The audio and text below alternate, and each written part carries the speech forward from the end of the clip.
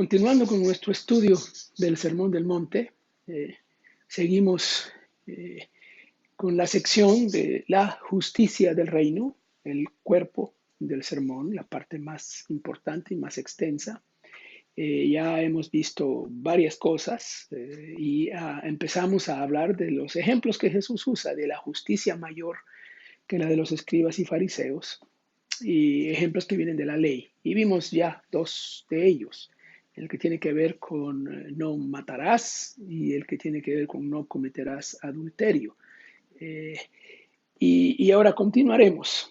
Recuerden que lo que estamos viendo es que Jesús está cumpliendo la ley.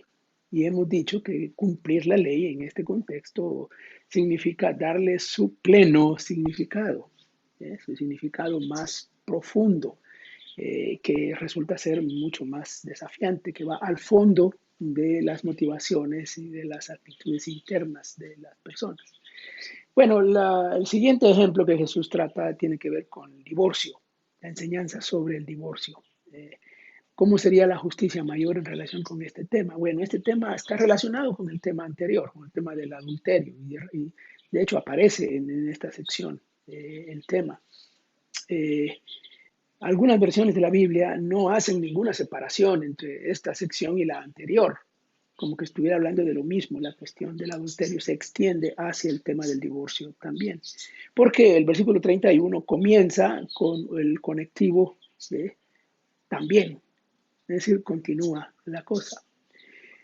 Bueno, ¿cuál era la interpretación de los fariseos? ¿Cuál era la enseñanza de los fariseos en este tema?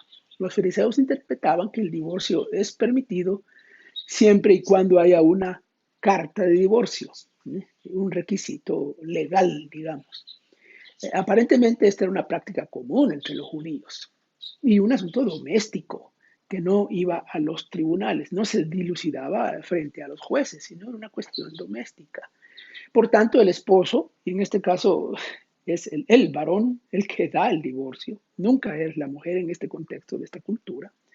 El esposo podía dar carta de divorcio a su mujer prácticamente por cualquier causa imaginable. También aparentemente era común que la mujer repudiada se volviera a casar por su propia seguridad.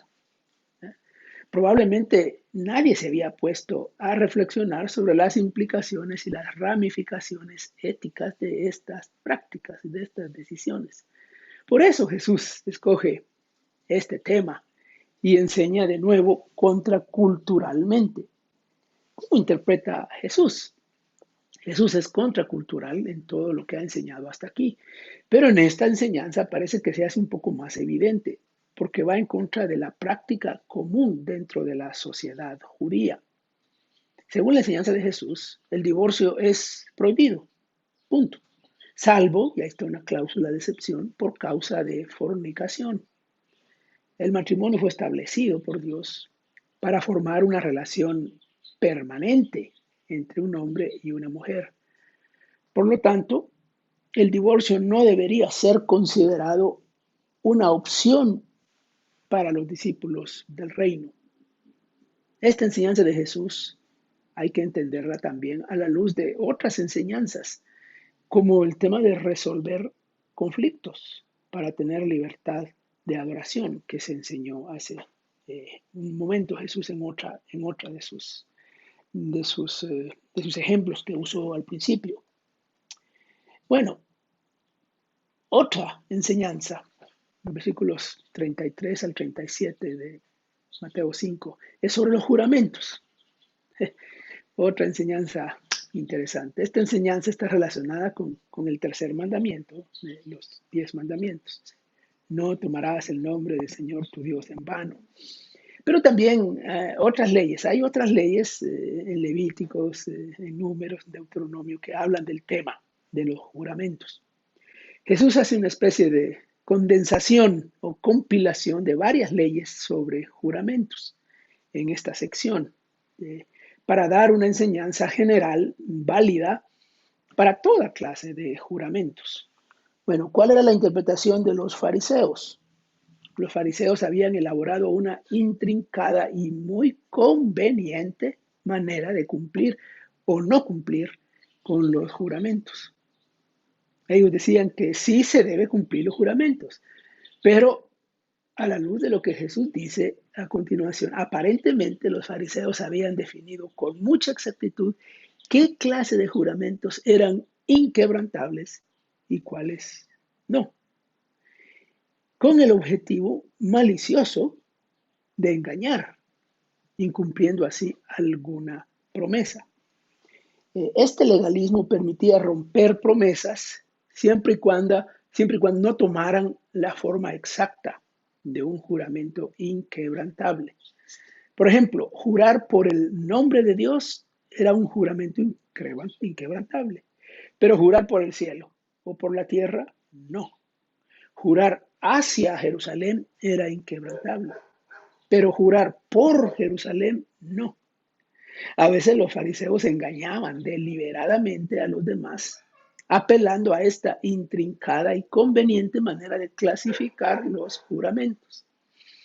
Bueno, sería semejante a esas señas con la mano que se hace hoy, un juramento, levantando una mano para jurar, pero mientras con la otra por detrás uno hace clavito, ¿verdad? Como diciendo sí, pero no. Ese es un desafío. La enseñanza de Jesús es clara aquí. Se debe cumplir con toda palabra que se ha dicho, no importa la forma en que se haya dicho. Si uno ha hecho una promesa, tiene que cumplirla. Y ahí viene la expresión, que tu sí sea sí, que tu no sea no.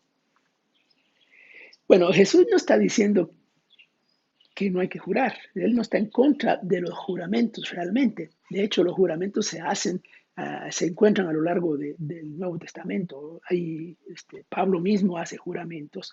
Y no, es, si uno va a hacer un juramento con la intención de violarlo, mejor no lo haga, no hay que hacerlo. Ese es el punto aquí. Pero más profundo todavía es el valor de la palabra. La palabra se ha devaluado, aún entre los cristianos hoy. Antiguamente se hacían tratos en los negocios, hoy se hacen contratos. ¿Qué ha pasado? Ya no confiamos uno en otro, ni siquiera entre los cristianos. ¿Qué valor tiene la palabra? La palabra de un cristiano, la palabra de un padre prometiéndole algo a un hijo, o un hijo prometiéndole algo a un padre. La parábola, la palabra de un trabajador, de un empleador, de un carpintero, de un sastre, de un mecánico que te dice, voy a hacerte el trabajo y te lo entrego tal día.